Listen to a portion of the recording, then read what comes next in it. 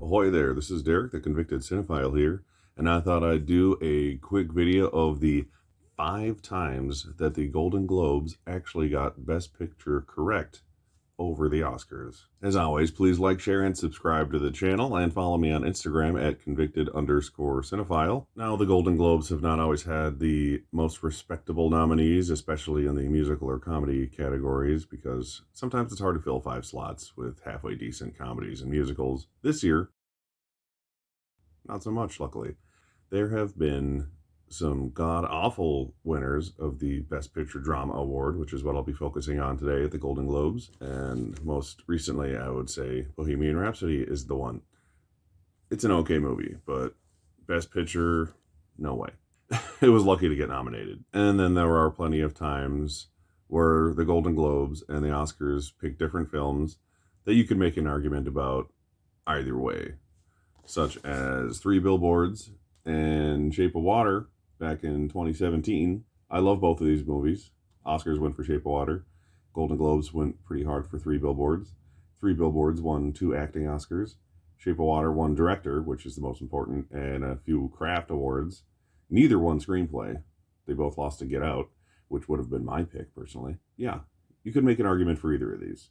Another example like that, I would say, would be very recent, even more recent. Where are they? There they are. 1917 and Parasite. Everyone fell in love with Parasite that year. I'd say 1917 is the more technical achievement of the two. I would have selected this to win Best Director. Either of them could have won Best Picture. I wouldn't care less.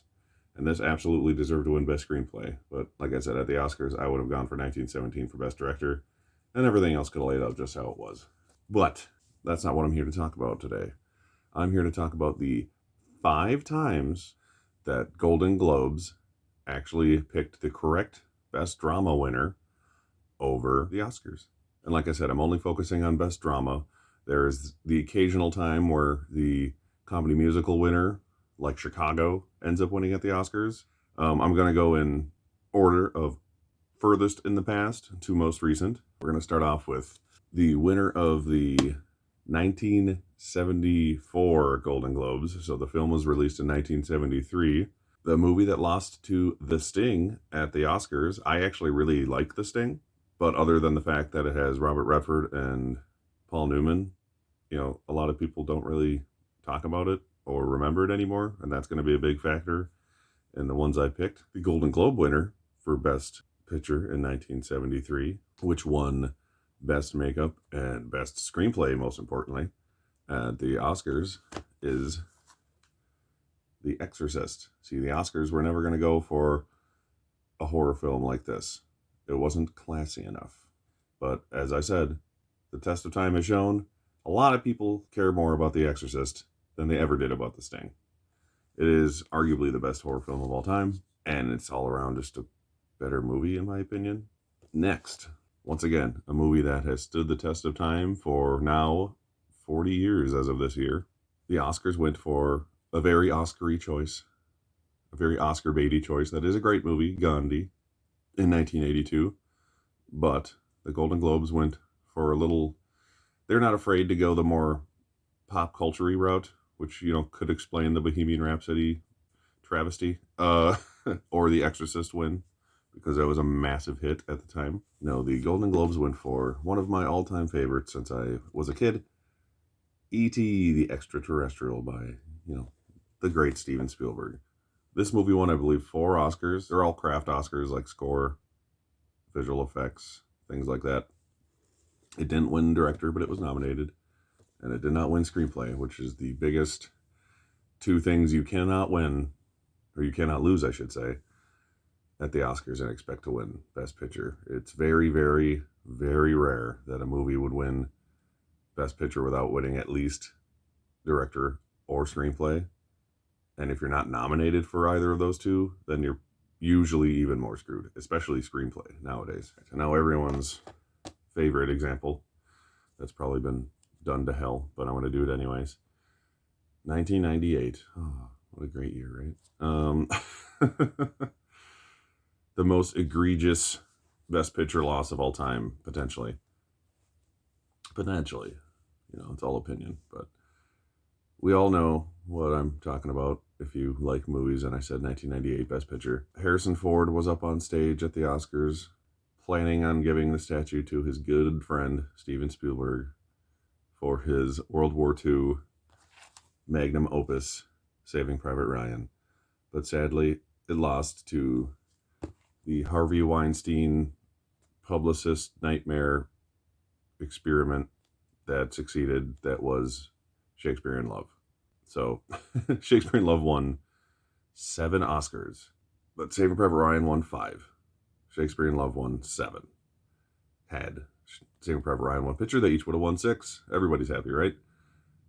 But Shakespeare in Love only won as much as it did because Harvey Weinstein almost like created what is the award season race as it's known today, where he was schmoozing the hell out of everybody in Hollywood to get people to watch and vote for his movie. And it worked. Okay, on to the next one here. We have what was a very, very controversial win for the Oscars and loss for this film, which won the Golden Globe back in 2005. I, of course, am talking about Ang Lee's Brokeback Mountain. This is kind of an interesting one, because at the Oscars, they both won screenplay in their respective categories. Crash won editing, which was deserved enough. And then Brokeback Mountain won director. So the movie that wins director and screenplay typically wins Best Picture. So the argument can be made that Crash only won because everyone in Hollywood starred in Crash, and the acting branch of the Academy is the largest of all the branches. That could account for something. But what most people think it is, and what it probably was, is that the 80-year-old white men steak eater crowd of the Academy at the time refused to vote for a film about gay cowboys to win Best Picture, which sadly is probably the more accurate thing. Luckily, since this came out, the Academy has expanded their membership a lot to a lot of different people from different countries and different backgrounds. So that's why you get more interesting Best Picture choices and less generic Oscar baity Best Picture choices that we have been getting lately, like Parasite and Birdman and Moonlight. More unique films winning. They might be smaller films, but they're usually much better films than the average Oscar bait that comes out each year. But yeah, Brokeback Mountain easily should have won Best Picture that year. The other nominees are all really good, like Capote and Munich, Good Night and Good Luck. Yeah, that's them. There's 5 back then. It literally won every single Best Picture award except the Oscar, I think, which is ridiculous.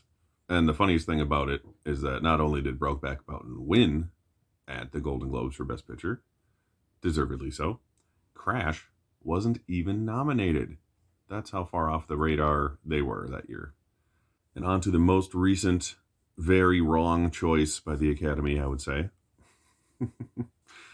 Sometimes it's wrong because there's no good choices, like in 2018, in my opinion, or very few good choices. But this came out in 2010. The movie that it lost to at the Oscars was The King's Speech. Not only did it lose Best Picture, but it lost Best Director, which it deserved to win, even more so, in my opinion. Even the BAFTAs, the British Academy, gave David Fincher Best Director for his Golden Globe Best Picture and Director winning film, The Social Network. This is a David Fincher masterpiece, in my opinion. I was never a huge David Fincher fan up until this came out. I liked his movies, but I wasn't like focused on them. But this is the one that made me go like, holy shit, this guy's arguably the best working director nowadays. And he still is. Everything he makes has such an amazing attention to detail that it like blows my mind. And this isn't even my favorite David Fincher movie. So think of it that way. This film won screenplay and editing at the Oscars on top of score. King's Speech also won screenplay, but then it surprisingly, well, semi-surprisingly, won director. Only surprising because it absolutely didn't deserve to win over this magnificent piece of film here. Everything about The Social Network is perfect. The cast is perfect. The editing is perfect. The writing is perfect. The direction is perfect. The music is perfect. The pacing is perfect, in my opinion. Nothing about it is bad. The King's Speech is a great movie. I actually really like it. But it goes back to the old days. This is sort of the end of the cliche Oscar bait movie winning Best Picture. And I kind of wish it happened a year earlier, because Social Network absolutely should be the Oscar winner for the Best Picture of 2010. But luckily, the Golden Globes were at least smart enough to give it their award, among basically every single other awards body that year, except for the guild branches, like the Directors and Producers Guild. That was so strange. When it started to lose there, it made no sense. And look what happened since. David Fincher's gone on to make a few other amazing movies, some nominated for Best Picture, some not, that should have been. And Tom Hooper made Cats.